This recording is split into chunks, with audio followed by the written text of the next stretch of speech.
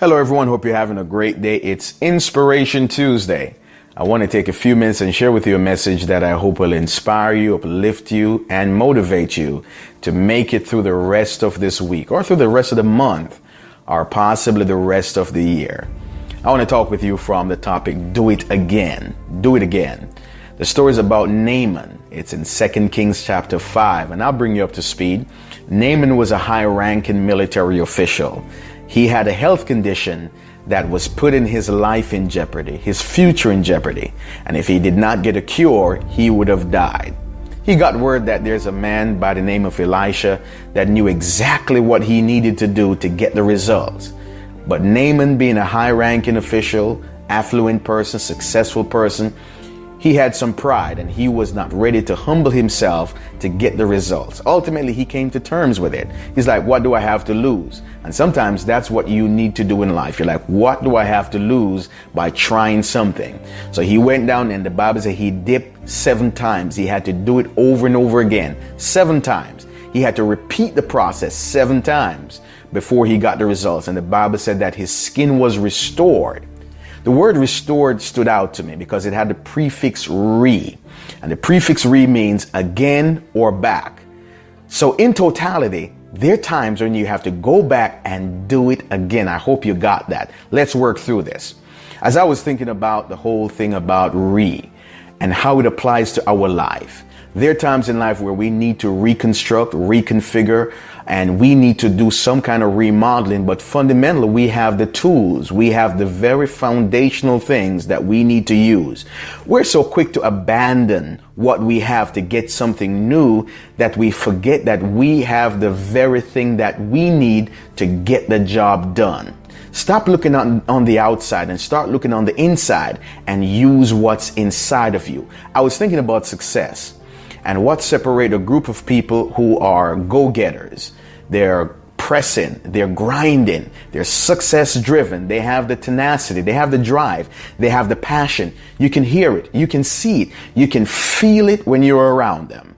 And then there are some people, and they're just comfortable getting by, being where they are, being stuck. And that's what their life is all about. And they'll complain, but they'll never do anything to get different results. And I was evaluating these two groups, not saying that I'm right, but I came to the conclusion that they may be wired differently. Did you hear me? They may be wired differently. Some people, it just looks as if they're wired for success. And some people, they're just wired to stay where they are. And for the person that's wired to stay where they are, to get on the level of the person that's wired for success, they have to go through a reconfiguration process. They have to be rewired. It's just like a house. You bought the house brand new, everything worked well. But over time, things regress, things happen, corrosion happens. And the system somehow goes through a process where it's not working as it was at one point. So you get ready to sell the house, and the electrician comes in, does his evaluation, inspector comes in and said the wiring is not up to code. Over time, things eroded, corrosion happened, and this is not working right, and that is not working right. And you have to face the reality that if I want to get this house sold, I have to rewire. It's the same thing with the mind. If you want to move forward, if you want to experience success, if you want to use your potential, you have to rewire, because over time things happen and you may feel stuck. I want to talk to people who feel stuck. I want to talk to people who are looking for the next steps needed to move forward. If you're already successful, great. But if you feel like you're stuck, this is the message for you. You have to employ the prefix re. Had a great friend. He's been in the music industry a while. Met him about 20 years ago. And back then he had a hot song, hot beat. Everything was hot. It was the right time. But things happened where he experienced some setbacks in life, and he just didn't get his music career out the way he desired. And he hit me up the other day and said, listen, Vaughn, I'm about to go back in the studio. I'm going to do some re-recording. And I'm like, dude, you probably missed the moment because we're in a whole different generation. But when I sat down and I heard the content of his music, I'm like, he didn't do anything new. He just refreshed the beat, refreshed the melody, refreshed the tone. He did a remix. Did you catch that? He used the prefix re to get his product back up to par. You look at some of the modern day technology, a lot of it, it's not new. You look at the iPhone or Android, Galaxy, Samsung Galaxy, and they're on version 8 or going to version 8.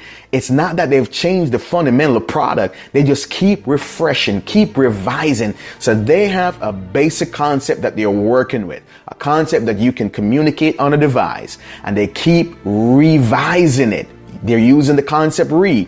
And with what you're working with in life, you have to use the same concept of re. You may need to do a remodel. You may need to do a reconstruct. You may need to do a reconfiguration. Whatever it is, employ the prefix re and go back and do it again. Don't abandon your dreams. Don't abandon your hopes. Don't abandon your vision for life. You just need to refresh it. If you're trying to sell that house and the realtor comes in and says, well, right now, it doesn't look sellable. And you're like, what do I need to do? You need to remodel some things. You don't tear that house down just to build a new one to sell it. No, work with what you have and refresh it a bit.